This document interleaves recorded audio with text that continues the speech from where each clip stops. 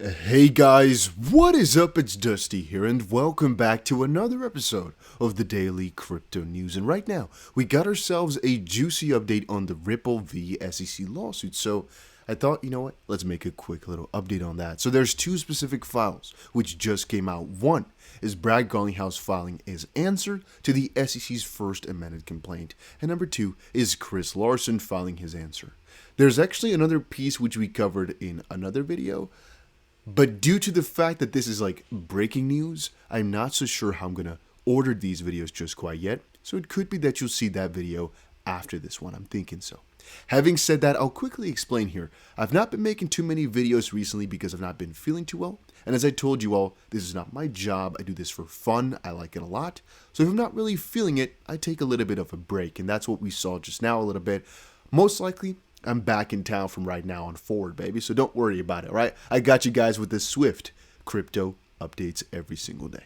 And also, we have a 2,500 XRP giveaway running. And I'll post a Gleam campaign shortly. The Gleam will end at the end of the month. There's no changing that. The only question is, what day will I post the link to enter? Yeah, that I do not know yet. Having said that, so the first piece of today was Empower US getting some very nice email. What they basically had was this. Empower US scored some extraordinary emails regarding Bill Hinman, including one that shows that Hinman was actually warned that he has a bar under the criminal financial conflict with Simpson Thacher because you have an ongoing financial interest in the firm. So if you don't know, Simpson Thacher, law firm. James Fillon, hero. Bill Hinman, villain. Empower US, not exactly sure, but they're kind of like trying to save everybody in this entire process. Now, let's not go too deep into that. Let's kind of explain the situation. There is a conflict going on right now between Hinman, Ripple side, Empower US, because people just want to know, was William Hinman's speech financial advice / clarity, or was it just a personal opinion? But also, was he acting out of the interest of himself for monetary gain, or for his law firm for monetary gain, or for his law firm for credits for / pension because he got paid millions of dollars? Did he make any agreements with the Ethereum Enterprise Alliance / his law firm for any crypto clarity or crypto opinion, yada, yada, yada, yada, yada? Did he let them know what he was going to do? Did he discuss with them how to do? All that stuff we need to know. Why? Let's read a little bit below this. So, meeting with them while having such a conflict is not permitted. As we discussed during your briefing, let's quickly get this out of the way. Even calls with them are not permitted. It's also a serious optics issue. He can't be seen to be granting special access to a firm you have a financial interest in, which I think is logical. But Bill, it occurs that to us that you have a full financial conflict of interest with your old firm, not just an impartiality one. Hence, you should not be having any meetings with your old firm, even group meetings. The SEC is desperate to keep its own Hinman emails from Ripple. Expert Crypto Wolf saying William Hinman still had meetings with Simpson, even though he was warned by his agency that it would create problems for him later on. He could have gotten away with it if the SEC would have never sued Ripple over XRP. But right now, people are digging up that dirt, baby. And I think it's rather interesting to see how the cookie crumbles in the sense that nobody really cared when this was happening in the background, but now that they've tried to bring it all up, yeah, it's becoming a pretty big issue.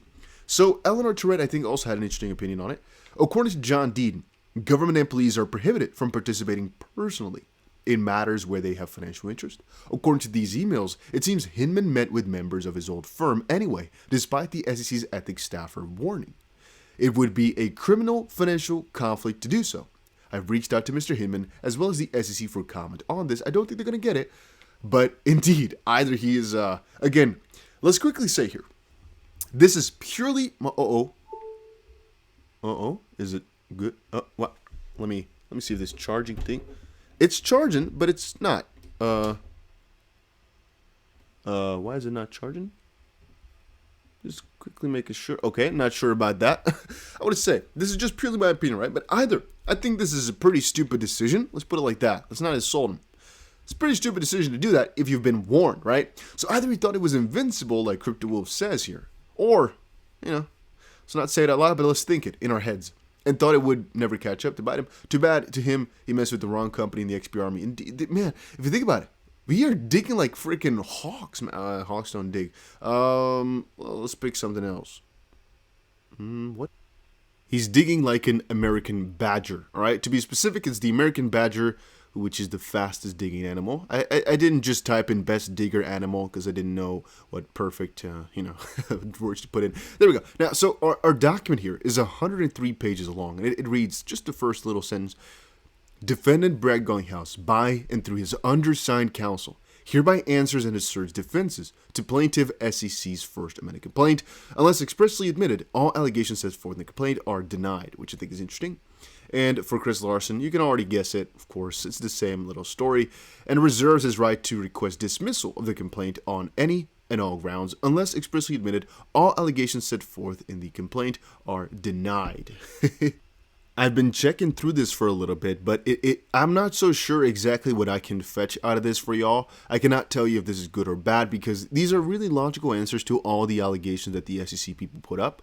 But here you can see responses to plaintiff's allegations, and you can, for example, see every single thing the SEC alleged if we look back at their initial complaint. Right now you can see Larson, again, Chris Larson, the co-founder of Ripple's answers, and they're all quite logical, They're all quite logical in any way, shape, or form. So again, I'm not too sure how strong this all sounds or how good this is. He's just denying everything and just basically explaining the situation everywhere. I'm not exactly sure what we would have expected or nah, nothing. All right, so I've been checking around the internet for a little while as well. Tony Edward, this is about the previous query. Hey, John Deedon. We have to do a follow-up interview with these new details. Jeremy, for example, there's nothing really said on the matter just quite yet. I think we should actually look at John Deaton.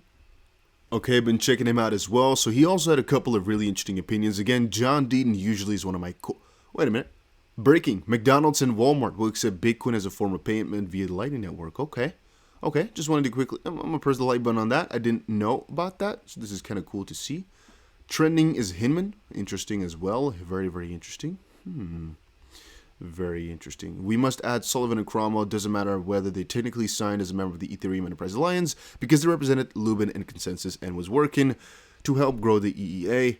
The goal was to empower all enterprises on the Ethereum blockchain. All says all. That goes really deep into all of this, guys. Oh my days. You can spend most likely a couple of days just reading through all of this. It's crazy. It really is crazy. But let's quickly see his latest piece. This is already like about 40 minutes ago or so. So I'm guessing he hasn't read the news which we are reading right now. In today's divided times, it's refreshing to see how a decentralized community has come together demanding integrity and transparency from a government agency. Empower US efforts are 100% independent of mine, Crypto Law US, or the 66,000 XP holders who demanded a fair playing field. But Jason Foster here and Empowered US is putting in the work. They definitely are. They're doing a really, really good job trying to kind of aggregate everything together. Little problem though, it's a bit slow for my taste. I mean, these things have been out for a little while, and nobody's commented on the matter yet. Then again, we did remember, right now we have ourselves the answers, and so it is going to be 7 days, right? Which is the SEC's deadline to file their specific responses to all of this, if I'm not mistaken. So, in conclusion, we have absolutely no idea if this is good or bad in the sense that these are just the responses which were logical. All we know now is that the ball has started to roll because this means that the SEC has about 7 more days, if I'm not mistaken, to reply to all of this. It's just basically what sets in motion all these previous deadlines which we covered before, even though I've kind of forgotten in small what exactly they are. We'll see in a couple of days here, and most likely we'll see in a half a day or so what all these lawyers think about the situation. It's just important to know this has happened. So a couple of things are going to transpire, whatever, happen in the real short term from now on forward. Stay excited for that. Stay watching for that. A lot of people are saying, explain all these hundreds of pages to us. Well, they're just basically saying, you're saying we're doing a lot of stuff. We're not really doing anything illegal, though, right? And now the SEC has to come back and come at it again. They have 7 days, and then I believe Ripple has 7 days again to kind of come after that. But we'll see. Short term, gonna be some interesting stuff happening as their deadline has now been set in. And I'll see you guys again in another crypto video because that was it for what we have right now. Adios, amigos.